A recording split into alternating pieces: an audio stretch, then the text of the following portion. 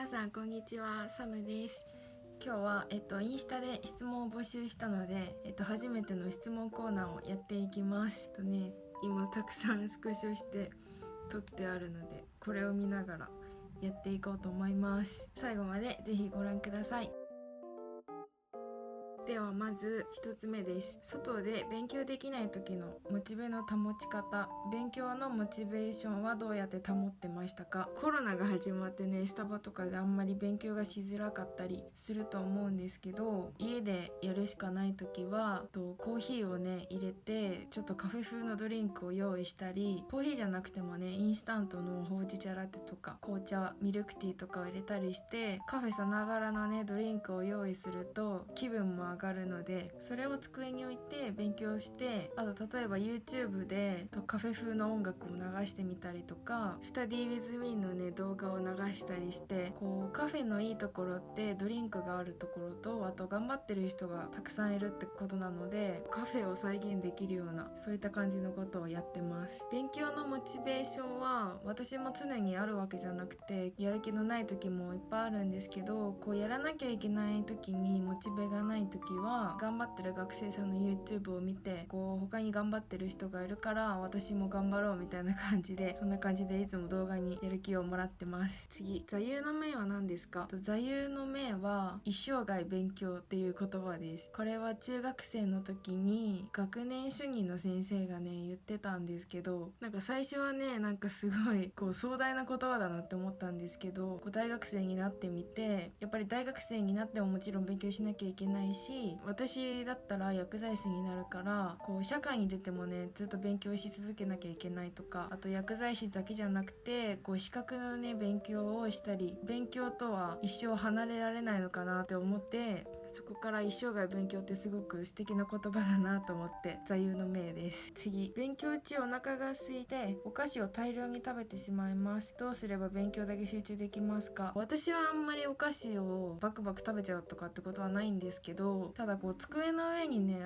勉強道具以外のものとか、自分の勉強の邪魔になるようなものが置いてあると、やっぱり勉強ってあんまりしたいもんじゃないから、そっちに目がいっちゃうので、勉強机とか勉強してる時に視界に入るところに関係のないものを置かないっていうのが一番いいかなって思います。お菓子食べるとどうしても手で食べるから手が汚れちゃったりして嫌な感じなので、そうですね、お腹空いてるんだったらちょっと食べて、満腹にならない程度に食べてから勉強するとか、あと私はよくガムを噛みながら勉強したり、あと高校生の時は梅昆布硬いやつを食べたり、スルメイカ食べながら勉強してました。ずっとねあれ結構食べるのに時間かかるし、そんなに手も汚れないのでおすすめです。勉強に集中する時に心がけていることは何ですか？勉強の時には動画見させてもらってます。ありがとうございます。せっかく勉強するから一個でも多くのことを覚えようとか学習しようっていう風に思ってます。あと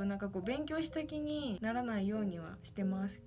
実際には勉強身についてないのに、ただ1時間勉強したっていう、そこに満足感を抱いちゃうとあんまり勉強する意味がないので、変な満足感とかは得ないように、ちゃんとやるならやるで自分に身につくように意識してやってます。勉強をやりたいという気持ちを毎日持つためにはどうしたらいいですか？ Please tell me more。 そうですね、毎日持つのはちょっと厳しいところはあるんですけど、やっぱり目標があると頑張れるなって私も思います。普段ただ学校に行ってるだけとかだと、テストぐらいしか正直私はモチベになるものがないので、だから資格のね勉強をしたりとか、できるだけ多く資格を取るようにしてるんですけど、それは正直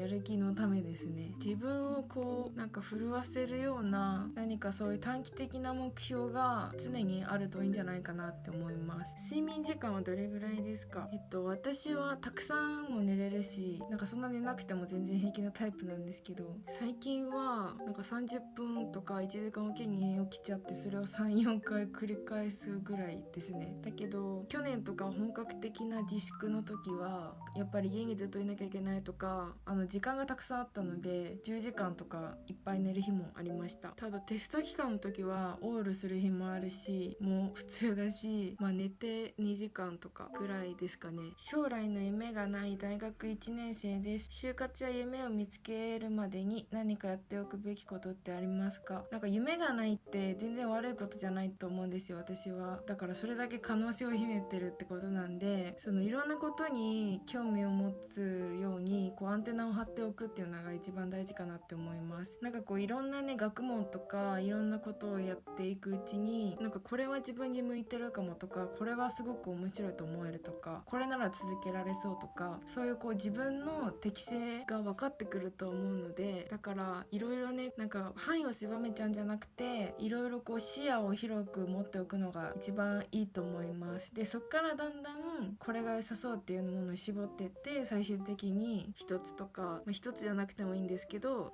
少しに絞っていくのが一番いいんじゃないかなって思います。恋人はいますか？恋人はいません。好きな本が知りたいです。ちなみに私は星野源さんのそして生活は続くです。この本知らないので読んでみます。好きな本は神様のカルテっていうお医者さんの本なんですけど、私本があんまり好きじゃなくて、なんかあんまり活字がねあんまり好きじゃないのもあって読まないんですけど、神様のカルテは私が小学生の時に出た本で、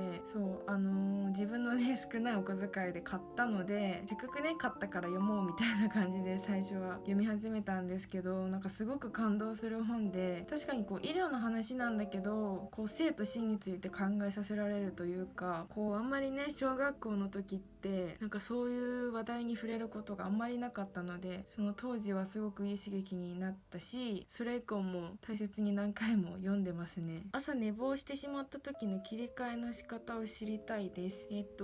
坊しちゃったらもうそれはそれで仕方ないので、間に合いそうだったら急ぐし、間に合わないんだったらもう開き直っちゃう。で行くんだったら行くし、行かないんだったら行くし、行かないんだったら行かないしっていう感じですね。英文法が苦手なのですがおすすめの勉強法はありますか？英文法はリズムを知るのが一番いいかなと思います。だから音読してみたり、CD 発音真似してみたりとか、問題を解くんだったらもうほんと反復する。1分を1回じゃなくて1秒を60回っていうのを私いつも大事にしてるんですけど、とにかく反復を大事にした方がいいと思います。やっぱり何回も目を通すと脳が覚えてしまうので、まずは折れてたくさん反復することをお勧めします。一日中勉強するにはどんなことをすればやり遂げられますか？大事なのは体調とメンタル、この2つだけかなって思います。あんまりなんか寝ない状態で勉強やるぞって思っても、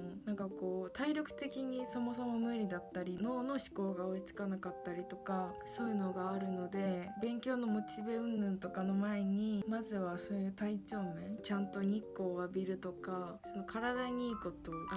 ちゃんとするっていうこと、あとなんか気分が沈んでる時に勉強なんてできないと思うので、いつでも精神衛生をちゃんと見ておくっていうことかな。最近の嬉しかったこと、辛かったことを教えてください。嬉しかったことは、この前までちょっと実家に長く帰省していて、その時にお母さんのお財布を持っていろいろ節約しながら食費をやりくりしてたんですけど、そういう関連ですごく褒めてもらったことかな。辛かったことは早めの5月病かなんかわかんないんですけど、あんまりやる気が出なくて、なんだろうな、そんな日常的に憂鬱だなってわけじゃないんですけど、なんかね何も浮かんでこなかったりとか、なんかずっと低い状態で一定の精神、一定のメンタルだったことかな。運転免許いつ取りましたか？免許は去年取りました。すごい怠惰で免許取るのに時間かかっちゃって、通い始めたのは1年生ってか大学入る前なんですけど、もうめっちゃスローペースだったので、結構期限ギリギリで取りました。一人暮らしになりません。何かアドバイスいただけませんか？私もほんと一人暮らし慣れてなくてめっちゃ寂しいです。でもなんか寂しい原因はなんか外に出てないっていうのと、あと音があんまりないっていうことかなって思います。やっぱり孤独感を感じさせないコツって他の人の声を聞いたりとかそういうことだと思うので、私はこの部屋にねテレビがないのでちょっとそういうのも後悔してます。テレビをずっとつけっぱなしにしておくとかそういうのがいいんじゃないかなって思います。なぜ登録販売者の資格を取ろうと思いましたか？私は将来的に薬剤師になるので正直登録販売者のね資格はいらないんですけど、今は辞めちゃったんですけど、薬局でドラッグストアでバイトしてて、その時にやっぱりどこのドラッグストアもそうだと思うんですけど、資格取得の応援制度みたいのがあって、そこに登録販売者があって、で薬学部っていうこともバイト先にしてもらってたので、こうおすすめしてもらって薬学生だったらいいんじゃないかっていうのと、将来的にねこう登録販売者込み込みで薬剤師っていう資格が取れるんですけど、その登録販売者の勉強は薬剤師とまた違ったアプローチで勉強していくものだからいいよってこう薬剤師さん、現役の薬剤師さんにアドバイスしていただいたので、それで受けました。実際合格できたんですけど、本当取ってよかったし、学校の勉強でだからなんか先取り学習みたいな感じでしたので、学校の勉強が正直今楽なところもあります。そういうのが良かったかなと思います。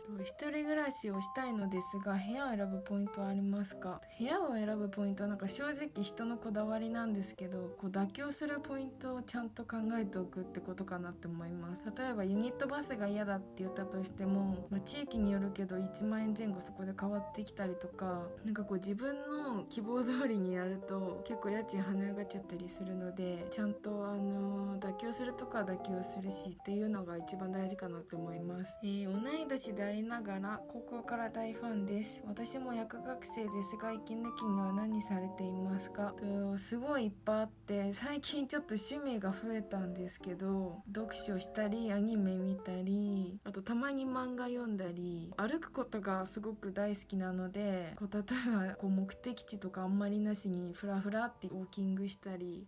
とかかな。外にね出るのがすごくいいことだなって気づいたので、こうできるだけなんかあんまり学校とか友達と会う予定があるとかじゃなくても、こうね公園に歩いて行ったり一駅分歩いてみるとか、そういうのもやってます。英会話について教えてください。3ヶ月前2ヶ月半前ぐらいかなからレアジョブっていうところで英会話を始めたんですよ。そう、なんで始めたかっていうと、こうね私そんな英語が苦手なわけじゃないんですけど、この TOEIC とか筆記のね英語力に比べてなんか全然話せないなっていうことに気づいて、外国人の人ともっと話して交流したいと思うし、こう今はねコロナで難しいんですけど、こう将来的にも何かこう外国人の方と関わるお仕事ができたらいいなって思ってるので、そういう意味でこう自分のキャリアアップっていうのはまだ早いんですけど、将来的なことを見据えて始めました。私が取ってるのは1日30分で6000円ちょっとのコースなんですけど、最初はなんか何が何だか分かんないけどとりあえずやってみるかみたいな感じでぶち当たるというか、そんな感じでやってたんですけど、最近はなんかこう先生の好き嫌いというか自分に合う合わないとかも分かってきて、こう最近はリピートの先生とかも普通にいて、なんかこうプライベートな会話も